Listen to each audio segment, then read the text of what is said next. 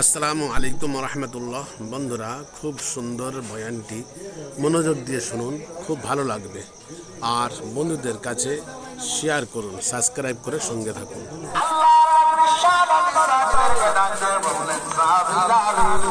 আমাদের মুসলমানদের উপরে কালেমাকে মিটিয়ে দিতে চায়, ইসলামকে মিটিয়ে দিতে চায়, আমার মসজিদকে মিটিয়ে দিতে চায়, কুরআনকে মিটিয়ে দিতে চায়।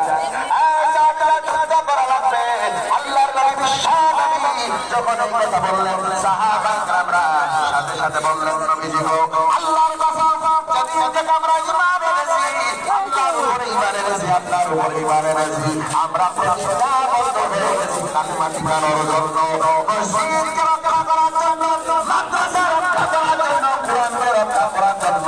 যদি আমাদের জীবন দেওয়া লাগে, জীবন দিয়ে দিব, তারপরে বছরে পা ফেলবো না।